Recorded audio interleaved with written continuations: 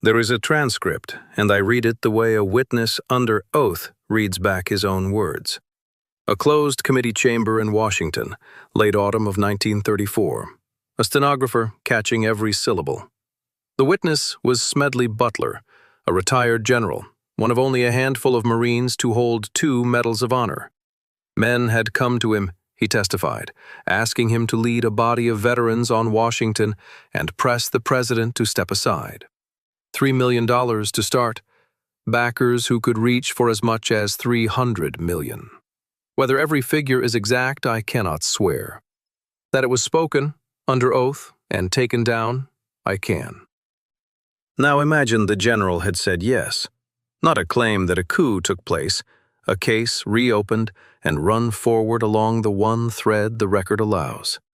Because if it had held, the first thing to change would have been the year that followed, and the war it was carrying toward us. That transcript is where this file begins. The impossible archive keeps the one's history left half open. To understand what almost changed, go back to that closed room in 1934, and to the ledger the committee opened there. Before a single veteran was ever imagined marching, there was a man with a briefcase. So I followed the money backward to the first door. A Wall Street bond salesman named Gerald McGuire, who met Butler again and again over more than a year by Butler's own testimony. A bond is the dullest thing in finance. Nobody watches the bond desk the way they watch the general.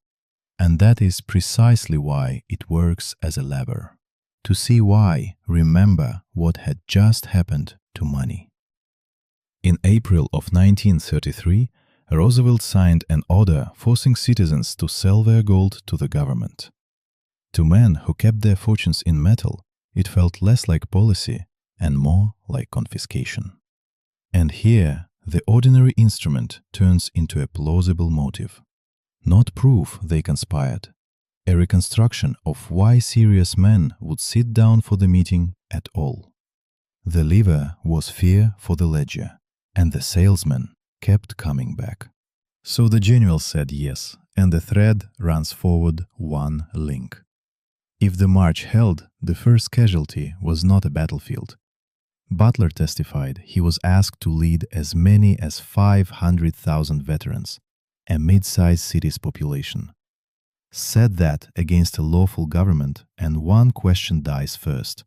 Who does the country actually obey?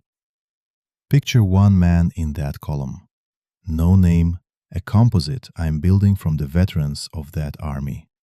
He had marched on Washington once, in the bonus army, and watched his own side turn him out. That memory is the whole pitch. Give the betrayed a second march, and most fall in. Because here is what a coup takes before it takes a capital. The habit of obedience, and then the order to choose. If the crowd is larger than the garrison, the ledger of legitimacy is already rewritten, whatever comes next.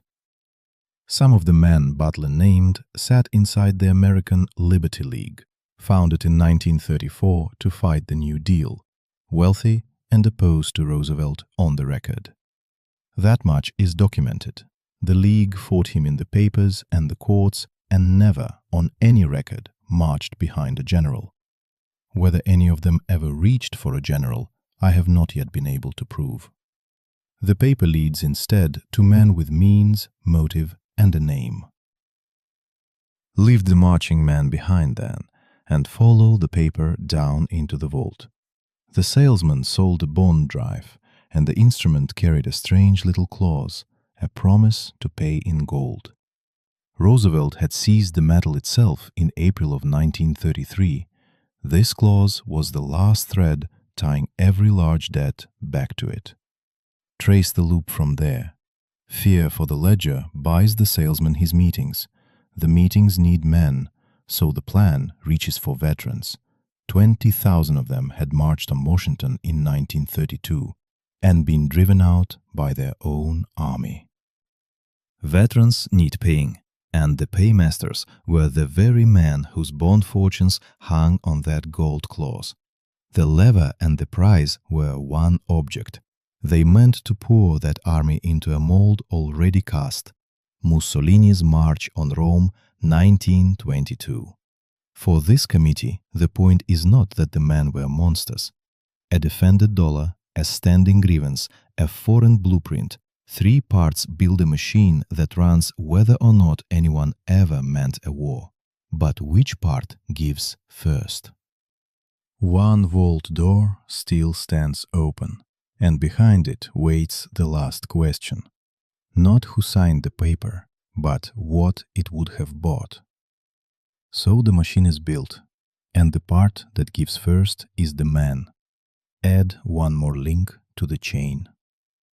Within a decade of the alleged plot, that same government put roughly 16 million Americans into uniform and paid for a war beyond any ledger's price. A coup-born regime built to guard the gold clause writes that entry differently. It does not bend the dollar for a war, it guards it, and a hoarded dollar is a slow dollar. It keeps its army home. Like Mussolini's marchers turned inward, or the Croix de Feu, a French veterans league of the 30s, it drills at home instead of spending men on a distant war. The bomb that would not have been is not the weapon. It is the whole enterprise built to make it. One question I cannot answer, and I will leave it open rather than dress it as a discovery. Did the buyers know a vault-first state could never win that kind of war? Or did they only reach for gold and hope? A historian might object, and I want that objection in the record before I answer it. One salesman, Gerald Maguire, went to one General Smedley Butler and floated a scheme no army ever marched behind. No shots, no columns in the street. Where is the coup, the skeptic asks, if nothing happened? I concede it at its strongest. The mainstream reading, a boastful salesman talked too big, Butler embroidered what he heard, the whole affair one man's fantasy in the wrong room. Newspapers laughed it off. The named man, never questioned under oath, walked out untouched. No straw man there. Yet the committee never closed the file, where the newspapers did. Come February of 1935, its final report stated plainly, such a plot had been discussed and planned.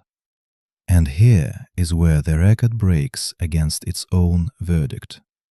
Despite that finding, no indictment, no subpoena, no one compelled to testify. The question is no longer whether the plot was real. The committee answered that. It is why a body that found a plot let the file go cold. Because Butler refused to lead it, or, and this is speculation, because no one with the power to prosecute ever wanted to know how far the paper went.